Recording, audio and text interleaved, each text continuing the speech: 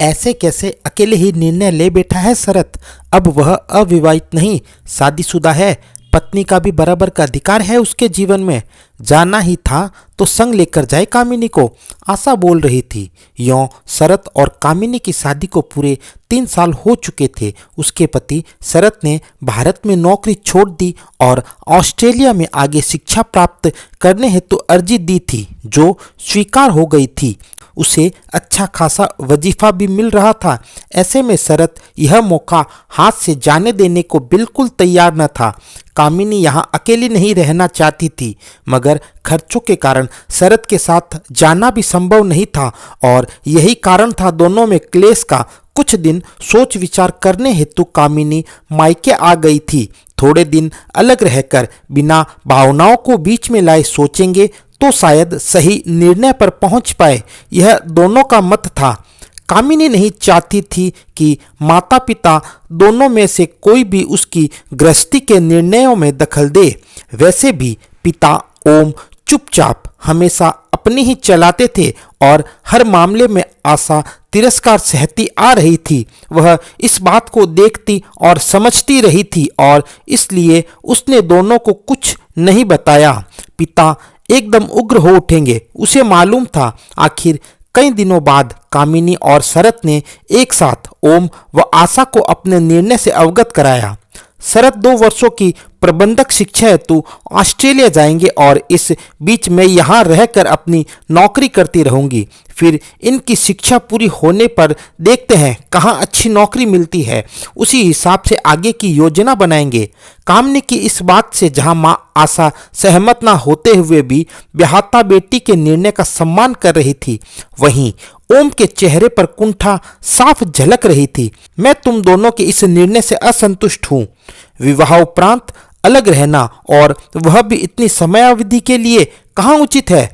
ओम के ऐसा कहते ही मानो एक गहरी खाई खुल गई और एकाएक वे उसमें गिरते चले गए। करीब 24 वर्ष पूर्व जब कामिनी मात्र 3 साल की थी, उसके पिता ओम को एक अच्छी नौकरी की तलाश से विदेश ले गई। कतर में कंपनी ने ही रहने को क्वार्टर दिया था। पीछे आशा और कामिनी को एक किराए के घर में छोड़ ओम अच्छा पैसा कमाने निकल पड़े थे। आखिर यह पैसा ही उनकी गृहस्थी की गाड़ी को फर्राटे से चला पाएगा ना।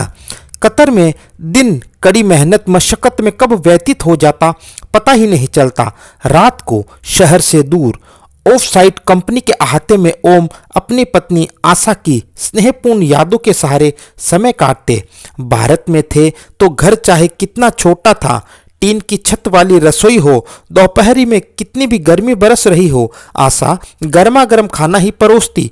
ओम के पेट भर लेने के बाद भी एक और फुल्के की जिद करती। उनको खाने के बाद कुछ मीठा खाना पसंद था तो हर रोज कुछ न कुछ, चाहे कितना भी कम बन पड़े, मीठा बनाती और बड़े प्यार से खिलाती।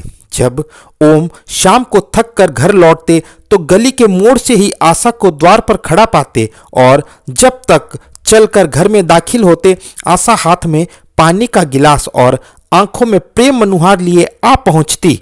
दूर परदेश में ओम यही सब छोटी छोटी बातें याद करते रहते और उदास हो उठते। साल में एक बार घर आने का अवसर मिलता।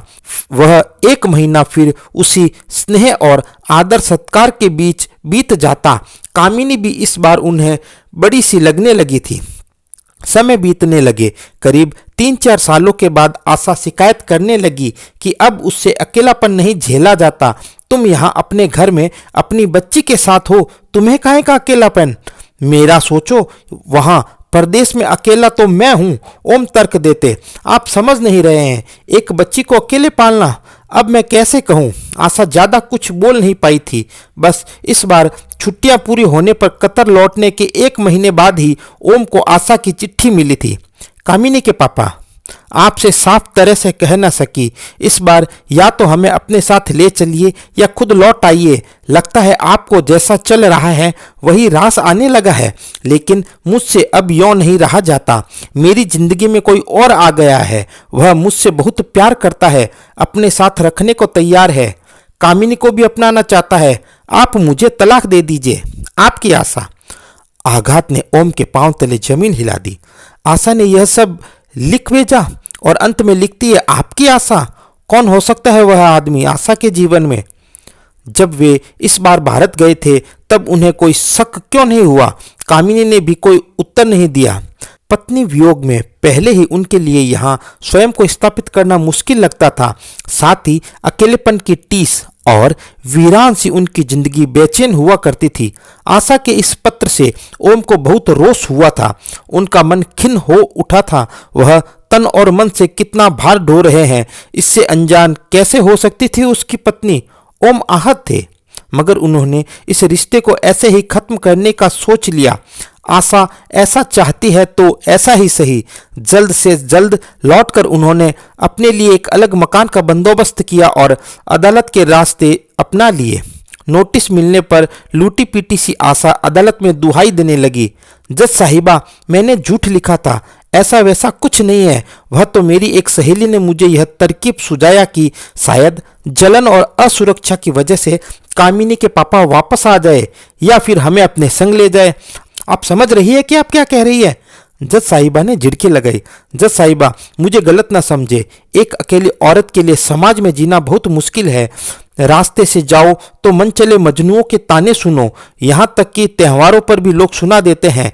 ऐसे कमाने का क्या फायदा कि इंसान होली दिवाली पर भी अपने घर ना आ पाए, और तो और अपने खास दोस्त भी। कहते कहते आशा वियोग में बिताए पलों की खट्टी यादों में पहुंच गई। एक बार कामिनी काफी बीमार हो गई थी। उस कष्ट की घड़ी में आशा की पड़ोस की सहेली अंबिका ने उसका बहुत साथ दिया। अंबिका के पति गगन ने उनके अपने छोटे से बेटे का ध्यान रखा और अंबिका कामिनी के माथे पर पट्टी रखती रही जब तक आशा डॉक्टर के पास जाकर दवा ले आई। उस रात आशा के घर गगन रुक गया ताकि जरूरत के समय काम आ सके। आशा अंबिका को जातियों के भेदभाव के बावजूद अपनी बहन समान समझती थी और गगन उसे दीदी कहकर संबोधित करता था। इस वक्त उन्होंने यह रिश्ता निभा कर दिखाया था। आशा कामिनी के पास ही सो गई और गगन साथ वाले कमरे में। अचानक रात के तीसरे पहर नींद की कच्ची आशा ने कमरे में कुछ आहट महसूस की। देखा तो गगन पास खड़ा था। क्या हुआ गगन, कुछ चाहिए आपको? नहीं आशा, मैं तो बस देखने आ गया कि तुम्हें नींद आ गई क्या? गगन के मुंह से अपना नाम व तुम सुन आशा का चौंकना स्वाभाविक था। प्रकृति ने स्त्री को छठी इंद्री प्रदान की है जिससे वह पर पुरुष की मन की इच्छा आसानी से भांप लेती है। घर अकेला था और कामिनी बीमार अवस्था में सो रही थी। आशा ने फौरन बात टाली। चाय लोगे गगन भाई? आशा, यह समय चाय का नहीं, बल्कि नहीं, मैं चाय बना ही लाती हूँ, तब तक आप जरा कामिनी के पास बैठिए, कह जबरदस्ती चाय बनाने लगी। उसने 2 कप चाय बनाई, एक गगन को दी और एक खुद घूंट घूंट कर के पी। जैसे तैसे सुबह के 5 बजे सूर्योदय से पहले की लालिमा के साथ चिड़ियों की चहचहाट पो फटते ही सारे आकाश में फैल गई। आशा बोली, गगन भाई अब आप अपने घर जाइए, अंबिका आपका इंतजार कर रही होगी। उस घटना के बाद आशा अंदर तक हिल गई। किससे कहे, अंबिका को कैसे बताएं? कहीं उसने आशा को ही गलत समझ लिया कि एक तो मेरे पति ने इतनी मदद की और ऊपर से उन पर इतना घिनौना इल्जाम, और फिर हुआ तो कुछ भी नहीं। यह तो सिर्फ उसका डर है, कोई सबूत नहीं है उसके पास। काफी परेशान हो गई वह और उसने ठान लिया कि अब वह अकेली नहीं रहेगी। इस संसार में उसका कोई है तो बस उसका अपना पति। वह फौरन उन्हें घर वापस बुलाना चाहती थी। बस एक अन्य सहेली की सुझाई हुई तरकीब अपना कर आशा ने ओम को वह चिट्ठी लिख डाली। कितनी मूर्ख थी आशा! क्या वह कभी समझ पाएगी कि उसकी इस तरकीब से ओम को कितना गुस्सा होगा? उनमें कितनी निराशा, कितना अंधकार घर कर चुका था। इस तरकीब के पीछे के सारे घटनाक्रम से अनभिज्ञ ओम इस फैसले तक पहुंच गए थे कि चुप्पी ही तू मैं से बेहतर है।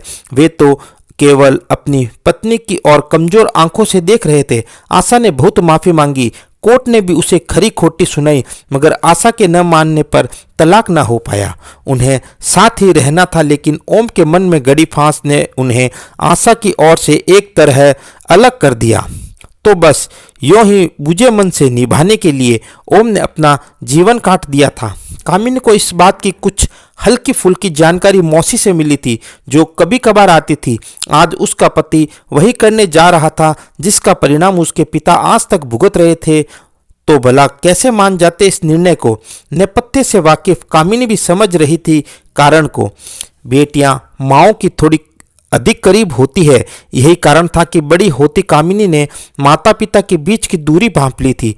पूछने पर मां ने अपनी गलती और अपने दिल का हाल दोनों ही उड़ेल दिए थे। संवेदनशील कामिनी अब समझ गई थी, लेकिन मर्यादा का पालन इसी में था कि वह छोटी थी और छोटों की भांति रहती, सो इस विषय में उसका चुप रहना ही उचित था। मगर आज एक झूठे सच को लेकर इतना परेशान भी तो नहीं देख पा रही थी। बहुत उधेड़-बुन में उलझे थे दिल और दिमाग। आज वह स्वयं शादीशुदा है, पति पत्नी के रिश्ते की नजाकत को पहचानती है। क्या आगे बढ़कर एक प्रयास करना उचित न होगा? कामिनी शरत के साथ अपने घर लौट गई। शरत जाने की तैयारी में था। कामिनी उसका पूरा साथ दे रही थी। वह चाहती थी कि शरत खुश मन से जाए, पूरी लगन से अपनी शिक्षा पूर्ण करे और फिर दोनों साथ में एक बेहतर जिंदगी जिए। नियत दिन शरद चला गया। आजकल के युग में जहां संपूर्ण दुनिया एक ग्लोबल विलेज बन गई है, जहां फेसबुक, ट्विटर, व्हाट्सएप आदि ने 7 समुद्र पार की भी दूरियों को हमारी हथेलियों पर सिमटा दिया है, वहां लॉन्ग डिस्टेंस रिलेशनशिप का निभाना इतना कठिन नहीं। कामिनी यह बात अच्छी तरह समझती थी। उसका पति उससे बहुत दूर एक दूसरे महाद्वीप में होते हुए भी उसके इतने पास था कि आज उसने क्या खाया, कितने बजे सोया, क्या कपड़े पहने, किस किस से मिला, क्या सीखा आदि सबसे वाकिफ थी कामिनी। इसी तरह वह भी जो कुछ अपने पति से बांटना चाहती, वह हर बात वह शरत से कर सकती थी। बिस्तर जरूर अकेला था, मगर इतना साथ भी बहुत था। और फिर वह जानती थी ये दूरियां केवल 2 साल के लिए है। जब समयावधि नियत हो तो प्रतीक्षा इतनी कठिन नहीं लगती। कुछ समय बाद कामिनी फिर अपने मायके चली गई। एक ही शहर में मायका और ससुराल होने का एक फायदा यह भी है कि जल्दी जल्दी मिलना हो जाता है। माता पिता ने शरत के हालचाल पूछे और कामिनी को सारी जानकारी है, इस बात से उन्हें तसल्ली मिली। चल अच्छा है बिटिया, तेरी शरत जी से रोज बातें हो जाती है। हमारे जमाने में तो बस चिट्ठियों का सहारा था। आशा के कहते ही ओम बिफर पड़े। हाँ, बहुत सहारा था चिट्ठियों का। जो बातें मुंह पर न कह सको वे लिखकर भेज दो। एक बार फिर उपेक्षा से आशा की आंखें छलक गई। पल्लू के कोर से धीरे से आंखें पहुंचती आशा बहाने से उठ गई, पर कामिनी से यह बात न छिप सकी। पापा, आप कब तक यूं? फिर कुछ सोचकर उसने अपने पिता का हाथ थाम कमरे में ले गई और चिटकनी चढ़ा दी। उनकी प्रश्नवाचक दृष्टि के उत्तर में वह बोली, मैं नहीं चाहती कि मम्मी हमारी बातें सुन ले पापा। शायद मैं पूरी तरह न समझ पाऊं कि आप पर मम्मी की वह चिट्ठी पढ़कर क्या गुजरी होगी, क्योंकि जिस पर बीतती है वही जानता है। लेकिन फिर यही लॉजिक मम्मी की भावनाओं पर भी तो लागू होगा ना। जैसे आपको अपने ठेस, अपना आघात ज्ञात है, वैसे ही क्या आपने कभी मम्मी से यह जानना चाहा कि क्यों उन्होंने इतना बड़ा झूठ बोला, इतना बड़ा झूठ जिसकी सजा वे आज तक भुगत रही है? कामिनी ने आगे कहा, जैसे आज मेरे पति के मुझसे दूर जाने पर आपको एक पिता के रूप में परेशानी हुई, क्योंकि आप मानते हैं कि मैं अकेले कैसी जिंदगी जीऊंगी। लेकिन पापा, मेरे पास आप दोनों हो और बच्चे की जिम्मेदारी भी नहीं है। मम्मी के पास मैं थी और घर परिवार वाले सब दूर। ऐसे में उन्हें कितनी ही परेशानी आई होगी। एक महानगर में अकेली औरत, एक छोटे बच्चे के साथ, उसकी पढ़ाई लिखाई का इंतजाम, स्कूल में दाखिला कराना, स्कूल की मीटिंग में जाना, घर गृहस्थी की सारी संभाल, राशन, कपड़ों इत्यादि की खरीदारी, ऊपर से बढ़ते बच्चे का पालन पोषण। मैं सोच भी नहीं पाती हूँ कैसे माँ ने अकेले ही सब किया होगा। याद है आपको, जब आप छुट्टियों में आया करते थे तब सभी रिश्तेदार दूर दूर से आपसे मिलने बारी बारी आते रहते थे। एक तो उस एक महीने में मम्मी आपके साथ ढंग से समय नहीं बिता पाती थी, ऊपर से बढ़ा हुआ काम और घर खर्च। आज सोचती हूँ तो समझ पाती हूँ कि उन्हें कितनी कौफ्त होती होगी कि एक माह को पति आया, फिर 1 साल नहीं मिल पाएगी और इस 1 माह में भी रिश्तेदारों का तांता। एक औरत की तरह सोचती हूँ तो समझ पाती हूँ कितना अकेलापन सालता होगा उन्हें। काम बांटने की इच्छा, बातें करने की इच्छा, मानसिक संबल की आवश्यकता, हंसने बोलने और बदन छूने सहलाने का मन बढ़त की जरूरतें और विरह भरे दिन महीने। उस समय उम्र ही क्या थी उनकी। किसी भी औरत के लिए कितना नीरस हो जाएगा जीवन जब उसका पति दूर परदेश में हो और उसके लौटने का कोई सूत्र भी नहीं दिखे। जरा सोचिए पापा, किस हद तक अकेली हो गई होगी उनकी जिंदगी जो उन्होंने यह कदम उठा लिया। किसी पर पुरुष के अपने जीवन में न होते हुए भी उन्होंने इतना बड़ा रिस्क उठाया कि अपने पति को अपनी बेवफाई का लिखित सबूत दे डाला। यह उनकी चालाकी नहीं, सीधापन था। जो वे वाकई बेवफा होती तो कुछ भी कर सकती थी। आप तो साल में एक बार आते थे और सभी रिश्तेदार नातेदार भी उसी एक महीने में आते थे। यहाँ क्या हो रहा है किसको खबर। कामिनी ने आज वह खिड़की खोली थी जिसे ओम कसकर बंद कर चुके थे।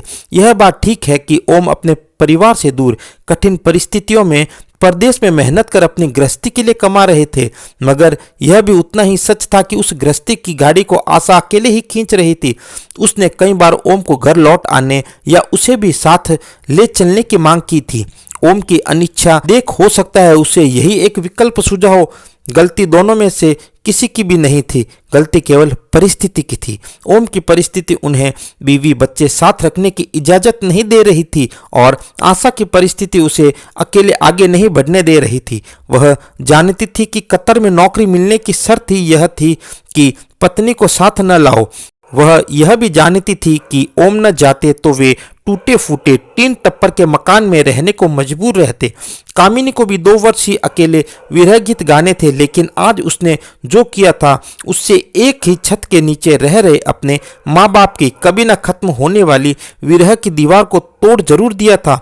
इस बार मायके से अपने घर वापस लौटने पर कामिनी अकेले होते हुए भी मुस्कुरा रही थी। उसका मन हल्का हो गया था।